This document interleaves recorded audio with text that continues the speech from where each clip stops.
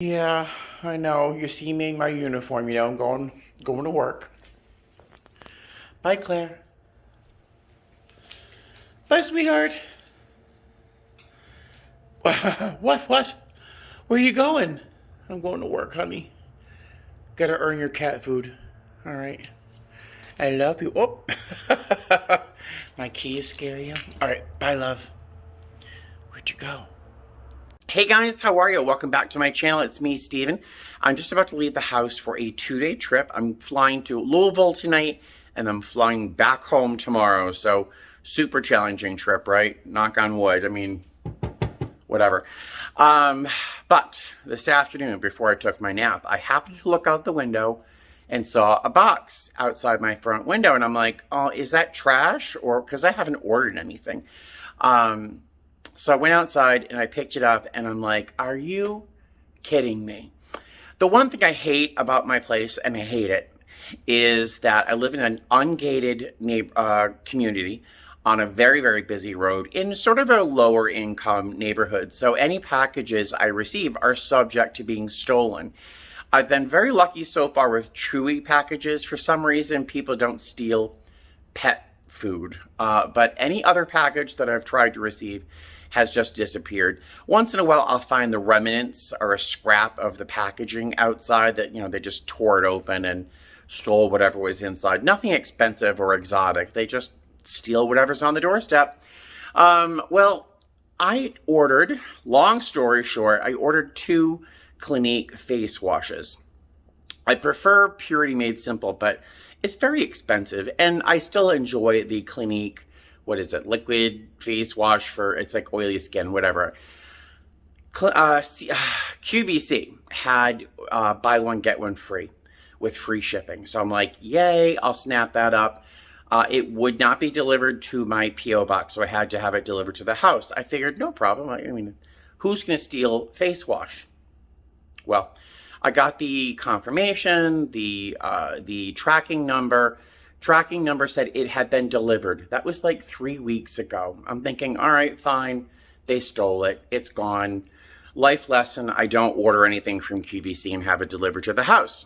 Well, I find this package outside my door. It's torn open. There's pieces shredded everywhere. I'll show you to you in a second. Well, look, I'll show you.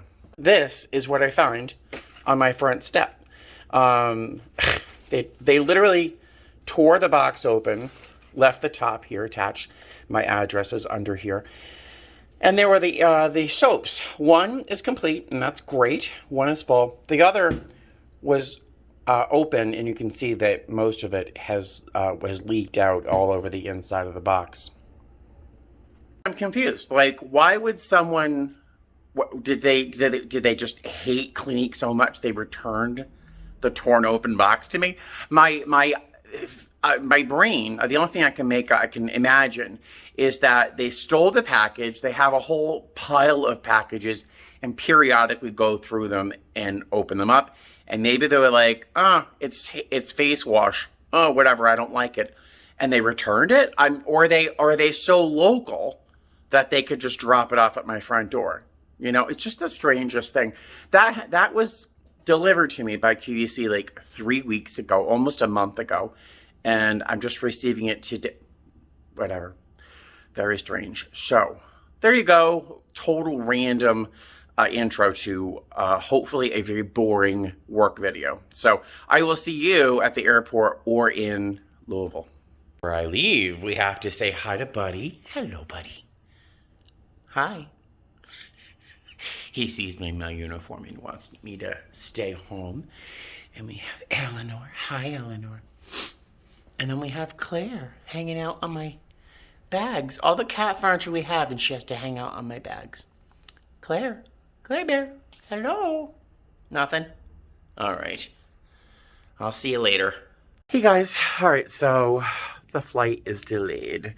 Our show time was 10:59, and it looks like our flight's going to be delayed like an hour and a half, so good thing I rushed to the airport. I have some snacks. I might go into the crew room, the quiet room, and just close my eyes for a few minutes. But yeah, fun. Right, so we're going to be boarding in a moment. I've done all my security checks. I'm flying position B on this this flight. We have 47 passengers or 45 passengers booked, so this should be, I'm not going to say it. I was going to say it's an easy flight, but who knows, right? Thanks to Gil, or Jill, G-I-L, they sent me a link under one of the comments letting me know what video to watch on YouTube, how to change the settings so that you can read the text on anything without it being in a mirror format. That video in particular was for a different phone with a different setting system and blah, blah, blah. But it did give me the directions to look for the right place to change the settings on my phone. So, and we're boarding 3:15 flight time. 3:15 is our flight time.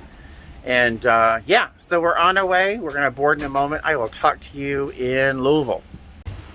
Look at the lobby of this hotel. Isn't this nice? This is in Louisville. I love those chairs. Isn't this nice? And the rooms are very fancy with super high ceilings. But that's a very nice lobby. Ooh, I like that painting. Cool. Hey guys, I made it to my hotel room here in, where am I? Louisville. Let's do a quick room tour, then we'll talk about the flight. I don't do a lot of room tours because the rooms are rarely ever that cute, but this is a cuter room than usual. Let's start with the bathroom, of course. I am still wearing my pants. They are usually the first thing to come off, but I don't want to show you my skivvies. You don't want to see them. But there is a nice big vanity, nice big shower, little desk area, little kitchen with a fridge, a microwave, a coffee machine, a sink, and a little ice bucket. You can't beat this. Perfect, perfect. Little seating area with a highly suspect finish to the fabric. It looks, yeah, it looks very well used. Someone's out there. Can you see them? All right, I have to close those curtains. King size bed. The pillows are very nice. I've already squished them. Yeah, so that's the room. The ceilings are nice and high. Oh, it's a nice room. So the flight. I think I told you we only had 45 passengers on the plane. The plane holds 145 passengers. So yeah, we had a lot of open seats. Boarding, no problem. People boarded. And then mechanical, which is so strange. I think we had a mechanical the last two flights as well as if I remember right. And you know, I think I said in our last video, we don't have a lot of mechanicals in my airline. Our planes are usually fairly young. This is one of our older 319s though, so I don't know. But the captain made an announcement saying that it was going to take a half hour, 45 minutes for a part to be brought to our aircraft and then installed. And our plane was already delayed. I'm not sure if I told you that. Our plane was already delayed an hour and 10 minutes. Then we had this mechanical. So it was probably not until about 1 o'clock in the morning that we actually finally left. After, it was later than that. Once they were on the plane, though, the passengers were great. We had really no problems. I know I often say we had like some beautiful children on board, but there were these two families with little babies that were so absolutely scrumptious. I wanted to eat them like muffins. They were so beautiful. And not a tear, not a cry out of one of them. It was great. They slept the whole time. Yeah, the flight was great. I just read. I'm rereading Lucifer's Hammer. It's old science fiction. Yeah, super easy. I think I'm kind of falling into a bit of a coma right now, which is fine with me. It is 9 a.m. exactly. Our pickup time for the shuttle is at 7:16 p.m. The airline set our time, so that's fine with me. I took a 10 milligram I took a 10 milligram melatonin while I was in the shuttle because this is not a long layover and I need to sleep. So I took 10 milligrams of melatonin. Then we got to the hotel, and I had forgotten that we actually get breakfast here, and it's a great breakfast. It's very much like what we used to get in our old Atlanta hotel. Just delicious. It's a custom-made, handmade omelet. There's piles of bacon.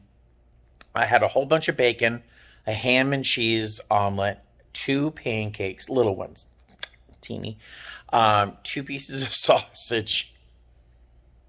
I mean, it's all the food I'm going to eat all day long. I think when I get home tonight, I might make a little peanut butter jelly sandwich, but I can't eat anything else. I am stuffed like a tick. But beyond the delayed flight and the mechanical, easy flight. There's no drama, no trauma, just how I like it. So tonight, apparently there's only like 40 some odd people booked for this next leg back to Las Vegas.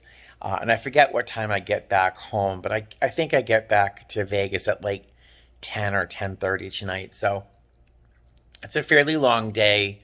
It was a 10-hour plus duty day. Now it's turned into like a 12-hour plus duty day, but whatever. I'm going home. I'm off for 2 days. And all I have to do is some laundry and spend some time with my cats. That's about it. So fine with me. I will see you later on today, either here in the hotel room or at the airport. All right, so toodaloo. See you soon. Was a much loved bed. It's a very satisfying sleep. It is exactly 7 p.m. I have 16 minutes to get downstairs. I'm on the 3rd floor. I'm not sure if I didn't tell you that. I'm on the 3rd floor. Somehow it seems strange to have this outside my window on the 3rd floor. Just hit me a little strange. But beyond that, yeah, I left my power cord. I just realized I left my power cord for my work device in Orlando. That's 2 power cords in one trip that I've left behind. And there's no hope in getting them back. These things just disappear. They don't even make it back to the front desk. I'll just promise you that. Housekeeping. But I just placed an order for extra power cords and power bricks on Amazon for my phone and for my work device so that I'm not like stuck. I have extra cords in my bag, but I want duplicates now because I'm just an idiot leaving things behind these days. But the solution could be I just be more aware of what I'm leaving behind, but whatever. All right, so I will see you either downstairs, probably more likely at the airport. All right, see you soon. All right, so we're in Louisville still. We're just about to board. This has been very messy. We've had like 18 cleaning people come on because the airport doesn't own a mop, apparently. So we literally had to have 5 people with rolls of paper towel to wipe out the back alley and the back lav because they were literally flooded with water. What airport doesn't own a mop? I don't understand. But all sorts of little things broken. We fixed most of it. Just ready to go home. We have like 100 open seats. So, yeah. All right, let's go back to Vegas. And it didn't get easier. So, I think the last time I talked to you, I was on the aircraft. We were about to board. But we had like a dozen cleaning people on board at 10, 12, 15. I mean, it was like a mess. Originally, we had one. He made his way to the back. There was standing water in the lavatory, and the aft galley was just completely soaked. And so we asked him, my coworker and I who were working in back, we asked the cleaner, could you please take care of this? Without saying it's your job, and I shouldn't have to ask you, but could you please take care of this? The forward lavatory is inoperative, and this is the only operative lavatory we're going to have for this flight. He basically shrugged. He's like, I don't have a mop. Okay, but we're like, it still needs to be taken care of, you know. I don't have a mop. And he kind of just hung around as if we waited long enough, we would forget. I don't know, but he eventually called for some people, and there were people cleaning the plane, and then we had like 4 or 5 people, literally 4 or 5 adults, with a giant box of paper towel come in and wipe up the floor in the lavatory. I kind of felt bad, but also not. But so ready to board, and then we had all done our safety checks, and part of that is to check our PA system, and they all worked when we did our checks. Suddenly, none of them worked. None of them worked. The FAP, our flight attendant panel, showed that there's a fruit fly in my house and I can't get it. The FAP showed that the PA system was in use, so it wouldn't be able to play any of our pre-recorded announcements. So we couldn't use the PA, we couldn't use the recorded announcements. So we actually literally had to pull out megaphones like we're cheerleaders. Yeah, fun. It was really fun. I was very grateful that I wasn't flying lead on this trip because it was just too much. Even the captain's PA wouldn't work at one point. So we waited for like 20 minutes to get maintenance to come on board. Maintenance came on board maybe 15 minutes later. They flipped a switch, popped a fuse, whatever they did, and it worked. Thank goodness. We're ready to go. Maybe not. We pull out, we taxi out, and we're going to be first in line to take off. But it seems that there's a power outage in Indianapolis, which is, again, part of our route. So, it's important that, they can, interact with us as we fly. Well, they had a power outage, and we had to stay at the airport in Kansas, in Louisville, until that was resolved. It was probably 40 minutes that we were on the ground, 35, 40 minutes that we were on the ground until Indianapolis regained their power. And once they did, we could take off. And it was, oh, thank God. It was just very stressful.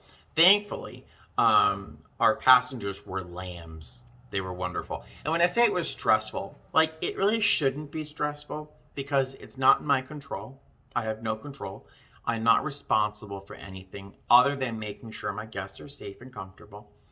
But it's just like, again, one more thing. It's just like, oh, God, it's so tedious. Then I'd say maybe an hour into the flight, I had two passengers come up to me and express their discomfort with the two fellows that were sitting near them on either side of the aircraft that weren't wearing their masks. They would wear their mask on their face covering when a flight attendant walked by, but they would take it down immediately afterwards, as if it were a game. And they said they were laughing, they were giggling when they actually took it down. So it was like they were having a game out of it or something. I don't know. I let them know to put their face coverings on. A coworker told them. The captain made an announcement. My coworker played the face covering announcement. And at that point, according to our policies at work, we've done everything we can. I can't, forcefully put a mask on them as much as I would like to. So we've done all we can. All I can do after this point is write a report. That sounds fine and logical, but meanwhile, I have these passengers surrounding with my other passengers for another 2.5 hours without wearing a face covering during the Delta variant sort of spreading through the country. I'm uncomfortable with that. And I'm also a little resentful that these guys are just playing us, right? So I couldn't kind of browbeat them or be the police, because I'm not. But I did say, hey guys, how are you? I've heard by a number of passengers around you that people in this seat section, these two seat sections, are actively not wearing their face coverings during the flight and putting it on when we walk by. I can't make you wear that face covering, but I do want to say, when we land in Las Vegas, before we get out of here, just Google the amount of money the FAA has fined people just over the past few months. Just take a quick peek at what the FAA has fined people. It's like $500,000 just in the past couple of months, I think. It's like tens of thousands of dollars per person. So just for kicks, when we land, Google the amount of money that the FAA has fined folks. Now, I can't make you wear that face covering, but my next step is having to write a report So, I know we're going to Vegas. If you want to spend money in Vegas, spend your money in Vegas rather than spend it on a fine for the FAA. And I tried to say this with a little bit of humor, but also with that tone, like, I'm not kidding, just please. And it worked. Yay! So it probably wasn't the company policy. And if anyone's listening, please don't tell. But it worked. And the passengers who were anxious about it earlier were like, thank you so much. So it all worked out. But it was just more work than was just necessary for one leg from Louisville with 45 passengers on board. You know what I mean? Oh my goodness. I have something like 28, 30, 32 hours of float, what we call float vacation, left to me. I have to figure out when to use it because I really think I need some time off. I think I do. With a float vacation, I get the chance to just choose what trip I would like to replace with my vacation hours. So I have choice on where I'd like to place those vacation hours, and I might think about using those sometime soon because I'm kind of toast. But in the meantime, I am going to give the cats a few more treats. Then we're going to jump in bed, and I'm probably not getting out of bed until I have to tomorrow. That's it. So I will see you. I'm sorry to end on such a negative note, but I'm just tired. But I will see you in the next video, which is probably going to start in a couple of days. So blah, blah, blah. I'll talk to you later. Fly safe. Bye.